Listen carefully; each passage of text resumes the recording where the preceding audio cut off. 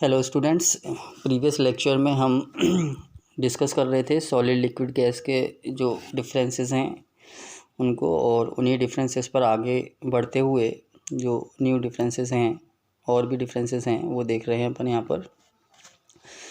जो last 3 difference अपन पढ़ चुके हैं, जो फर्स्ट आपके जो डिफरेंस था वो शेप एंड वॉल्यूम को लेकर था, और second difference IMS intermolecular space, और जो थर्ड डिफरेंस हमने देखा था वो IMFA intermolecular force of attraction. ये 3 डिफरेंसेस पढ़े थे।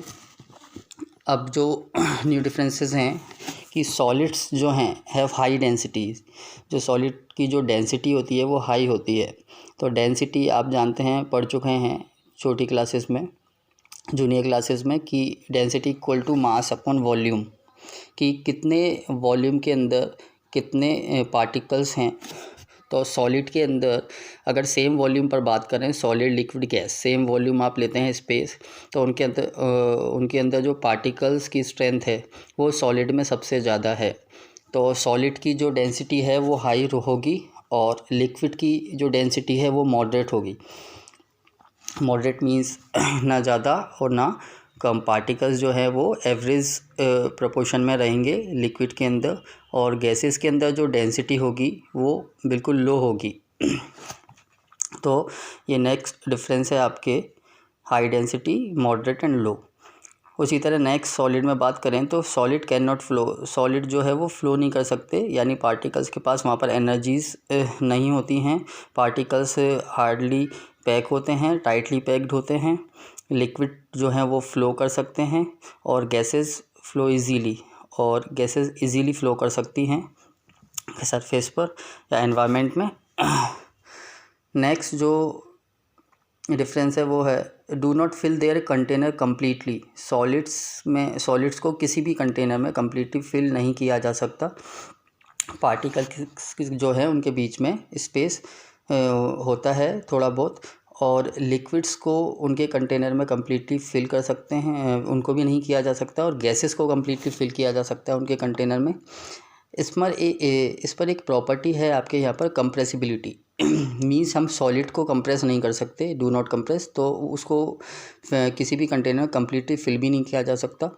लिक्विड्स हैं उनको भी अपन कंप्रेस नहीं कर सकते, लेकिन जो गैसेस हैं उन्हें कंप्रेस किया जा सकता है, इसलिए किसी भी कंटेनर में इजीली उसको कम्प्लीटली फिल किया जा सकता है गैसेस को।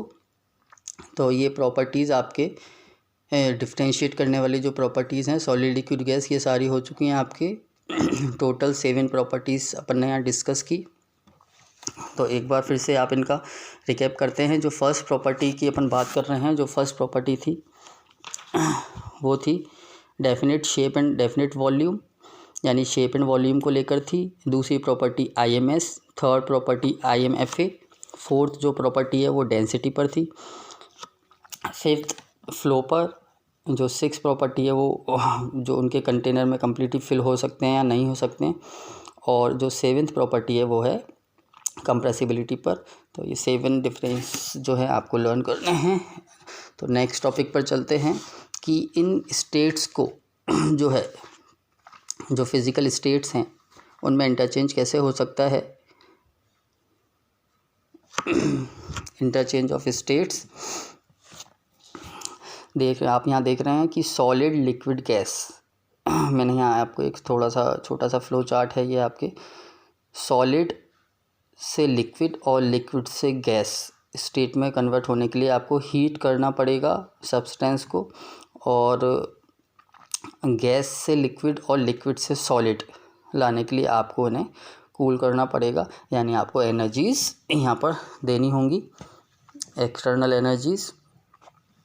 तो यहाँ देखते हैं सबसे पहले सॉलिड लिक्विड में। यहाँ पर आपको देखें सॉलिड यहाँ कन्वर्ट हो रहा है लिक्विड के अंदर, और हीट करने पर ये जो प्रोसेस कहलाएगी ये कहलाएगी मेल्टिंग। यानी जब सॉलिड लिक्विड में कन्वर्ट होगा तो उसे हम बोलेंगे मेल्टिंग।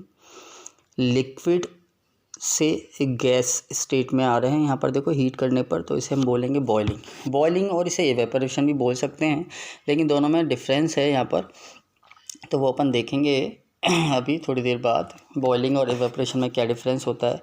जो नेक्स्ट लेक्चर होगा आपका उसमें अपन बात करेंगे वहाँ। तो गैस से लिक्विड जो कन्वर्ट हुआ है उसे हम बोलते हैं कंडेंसेशन, और कूलिंग करने पर ये कंडेंसेशन वाली जो प्रोसेस है ये होगी। फिर लिक्विड से सॉलिड, यहाँ पर भी लिक्विड से जो है सॉलिड कन्वर्ट होगा, इस प्रोसेस को बोलेंगे फ्रीजिंग, और ये भी कूलिंग करने पर ये प्रोसेस हैपन होती है।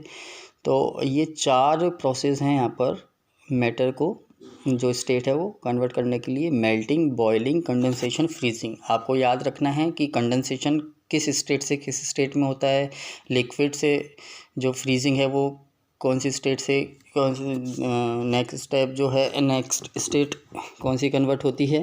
तो ये प्रोसेस आपको याद रखनी है। सब्लिमेशन एक प्रोसेस है यहाँ पर अपने पास जो 5th प्रोसेस है, यानी सॉलिड गैस में या गैस सॉलिड में डायरेक्टली कन्वर्ट होती है आपको, तो वो जो प्रोसेस है वो कहलाती है सब्लिमेशन। नीचे मैंने यहाँ दिया हुआ है आपको, on heating solid directly convert into gas.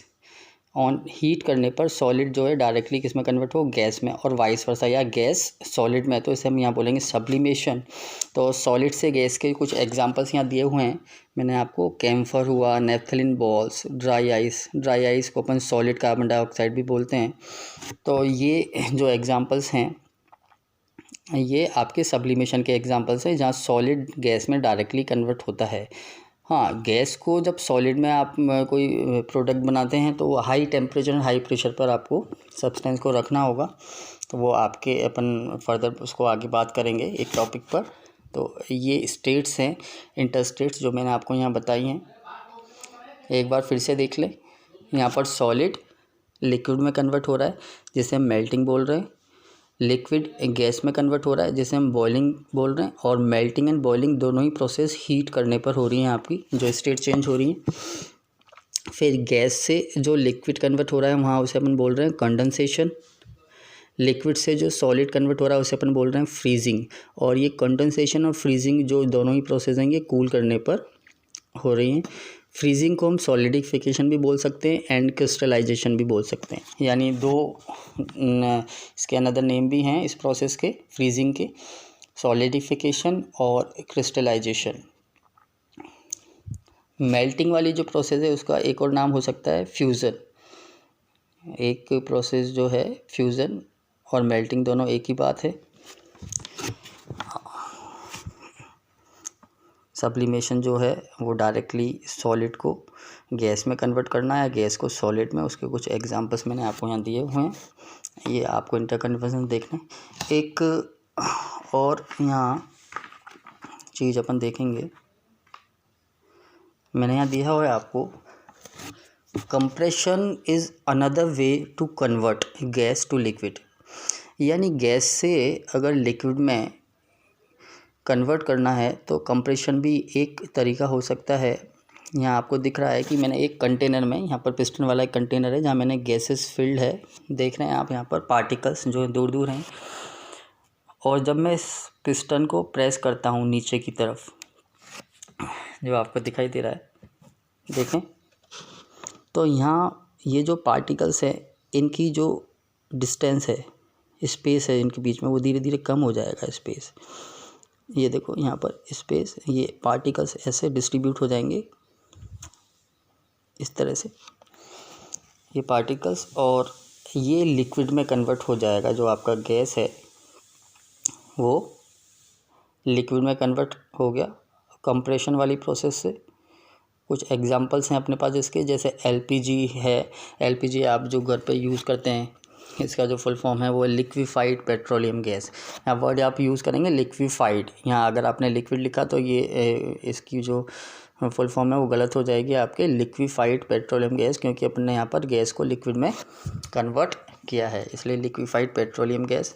और सीएनजी दूसरा जो इसका एग्जांपल है वो है सीएनजी, जिसे अपन बोलते हैं कंप्रेस्ड नेचुरल गैस, यानी कंप्रेस करके जो गैसेस आपकी बनाई जाती हैं। जैसे आप सीएनजी यूज़ करते हैं एज अ फ्यूल, व्हीकल्स के अंदर भी यूज़ किया जाता है। तो ये आपके इंटरकन्वर्जन थे जो स्टेट्स के। एक बार फिर से इसको देख लें आप। इंटरकन्वर्जन में हमने यहाँ 5 प्रोसेस देखी हैं। 5 प्रोसेस जो हैं वो 5 प्रोसेस थी: मेल्टिंग, फर्स्ट। दूसरी जो प्रोसेस थी वो थी आपकी बॉइलिंग। थर्ड जो प्रोसेस थी वो थी फ्रीजिंग। और फोर्थ प्रोसेस कंडेंसेशन। और लास्ट जो प्रोसेस थी वो थी सब्लिमेशन। 5 प्रोसेस हैं। इन प्रोसेस की जो डेफिनेशंस हैं वो अपन आगे नेक्स्ट लेक्चर में देखेंगे। तो अभी इसके जो डिफ्रेंशिएट जो अपन ने सॉलिड लिक्विड गैस को किया और ये जो इंटर चेंज था आपका स्टेट्स में, ये आप लर्न करें। Thank you.